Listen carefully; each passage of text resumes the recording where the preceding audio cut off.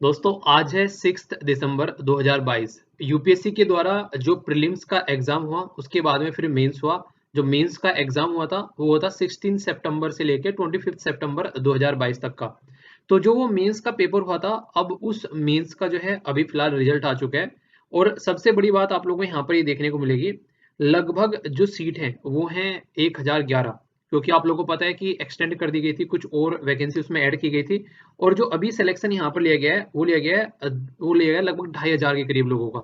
तो आप लोग बोल सकते हैं कि अगर एक पर्टिकुलर सीट पे मोटे मोटे तौर पर एक सीट पर मतलब 3 लोगों से भी कम लोगों को बुलाया जा रहा है, तो यानी कि 1/3 चांस आप लोग यहाँ पर लगा के चल सकते हैं।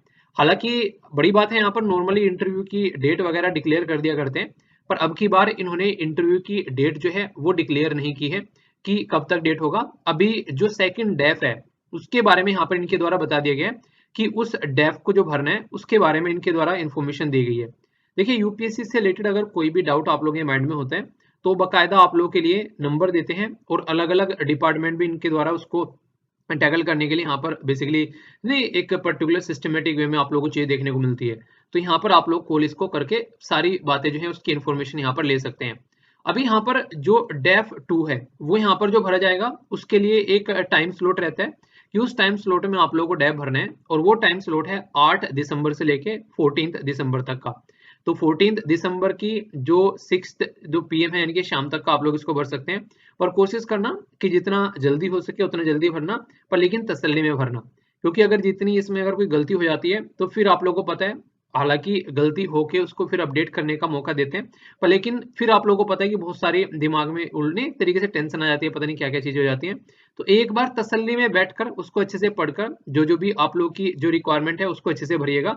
एक सेकंड चांस इनको नहीं देना होता है, क्योंकि सेकंड चांस देने का मतलब है कि आप और ज्यादा अपने माइंड में डिस्टर्ब फील करने लगेंगे।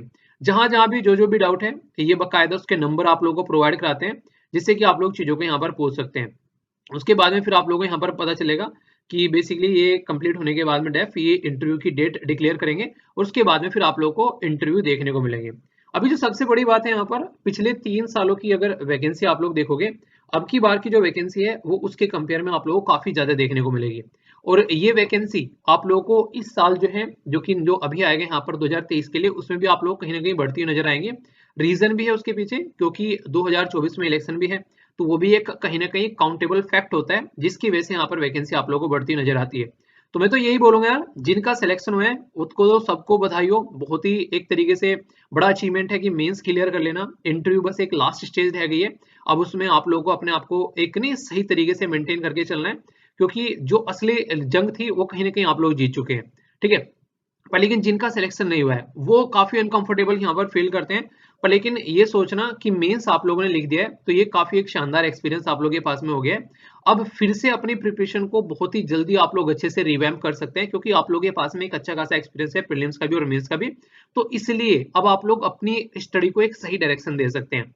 तो जो भी आप लोग अपना प्लान लेकर चल रहे हैं, थोड़ा सा अपने आप को टाइम दें, और उसके बाद में तुरंत जो है सही तरीके से अपने उस गोल पर लग जाइए जो अभी नेक्स्ट आप लोगों को देखने को मिल रहा है। अपना अभी जो टाइम है, खासकर कुछ टाइम आप लोग अपना जैसे नहीं एक तरीके से जो ऑप्शनल वगैरह पेपर होता है उसको दे सकते हैं, या जो भी आप लोग का वीक सेक्शन है उस पर आप लोग अभी यहाँ पर फोकस कर सकते हैं। तो कहने का मतलब सीधा सीधा यहाँ पर ये है कि अपनी जो पढ़ाई है उसको डिसकंटिन्यू आप लोगों को नहीं करना है, उसको कंटिन्यू यहाँ पर बनाए रखना है। क्योंकि जिनका सिलेक्शन हुआ है उनमें से बहुत सारे बंदे आप लोगों को देखने को मिलेंगे जो ऑलरेडी कई बार मेंस लिख चुके होंगे और उनके सिलेक्शन नहीं हुए थे, और अब उनके सिलेक्शन आप लोगों को देखने को मिलते हैं। तो ये यार चीजें एक प्रोसीजर है, उसको आप लोगों को समझकर उसको अंडरस्टैंड कर कर उसके ऊपर फोकस कर कर चलिए, और फिर रिजल्ट आप लोगों के हाथ में होगा। बाकी आप लोगों ने देखा होगा मेंस के अगर क्वेश्चन उठा के देखते हो, मैक्सिमम जो करंट में न्यूज आती है उसका बैकग्राउंड का स्टडी पोर्शन पूछा जाता है, आप लोगों ने नोटिस किया होगा। ठीक है, और मैक्सिमम जो चीजें होती है वो अगर न्यूज़पेपर आप लोग फॉलो करें, जैसे INA के इंपोर्टेंट न्यूज एनालिसिस जो मैं आप लोगों को पढ़ाता हूँ, अगर ढंग से उसको सिस्टमेटिक वे में लेकर चले तो कभी पेपर में बैठकर मेंस के में अनकंफर्टेबल फील नहीं करेंगे। इस तरीके से सारी चीजें आप लोगों की कवर होती नजर आती है। तो प्रैक्टिस करना ये सबसे बड़ी बात है, क्योंकि लिखने पर अगर कमांड आ गई तो ये पेपर आप लोग समझो मिट्टी में, पूरा खेल ही यहाँ पर ही है। इसीलिए मैं टेलीग्राम पर डेली क्वेश्चन पोस्ट करता हूँ, आप लोगों को बोलता हूँ कि आंसर दिया करो। बहुत सारे बच्चे रेगुलर आंसर भी देते हैं, पर लेकिन आप लोग कोशिश किया करो कि एक दूसरे का आंसर रिव्यू भी किया करो। ये जो पर्टिकुलर पीडीएफ है ये सारी आप लोगों को यहाँ पर टेलीग्राम पर मिल जाएगी, और बाकी आंसर राइटिंग ग्रुप में आप लोग जाना, वहां पर देखना कितने अच्छे से बच्चे जो है रेगुलरली अपने आंसर पोस्ट करते हैं। आप लोग एक दूसरे का आंसर जो है वो यहाँ पर मिला सकते हैं, एक दूसरे का आंसर जो है वो आप लोग रिव्यू कर सकते हैं, जो रेगुलरली आंसर पोस्ट कर रहे हैं। इससे आप लोगों को एक अच्छी कंटिन्यूटी मिलेगी। तो ये बात आप लोग हमेशा ध्यान रखिए, ठीक है। तो मिलजुल कर पढ़ाई करो यार, अच्छे से अपनी पढ़ाई को एक अच्छे डायरेक्शन देने का मौका है आप लोगों के पास में, और यही मौका होता है अपनी चीजों को सही डायरेक्शन में लेकर चलने का। तो all the best to all of you. अभी प्रीलिम्स की तैयारी करिए, 6 महीने लगभग आप लोगों के हाथ में। अच्छे से जो खासकर नए फ्रेशर हैं वो प्रीलिम्स पर पूरा फोकस देना स्टार्ट कर देना, अभी लगभग 2 महीने के बाद में अप्रोक्सीमेट अगर देखा जाए। अभी फिलहाल मेंस का जो ऑप्शनल वगैरह बचा है उस पर आप लोग अच्छी खासी कमांड और रिवीजन कर सकते हैं, ठीक है। क्योंकि at the end of the day आप लोग को मेंस के ही ऊपर खेलना होता है गेम, क्योंकि इंटरव्यू और प्रीलिम्स का कोई मतलब नहीं होता है ज्यादा अगर देखा जाए। बहुत सारे बंदे ऐसे जिनका इंटरव्यू बहुत बेकार होता है, पर मेंस में से झंडे गाड़ रखे होते हैं ना, वो उसको खींच के ले जाते हैं। तो ये बात हमेशा ध्यान रखिए, answer writing is the most important जो सक्सेस की है इसमें। कोई भी इंसान से पूछोगे तो वही बताने वाला है।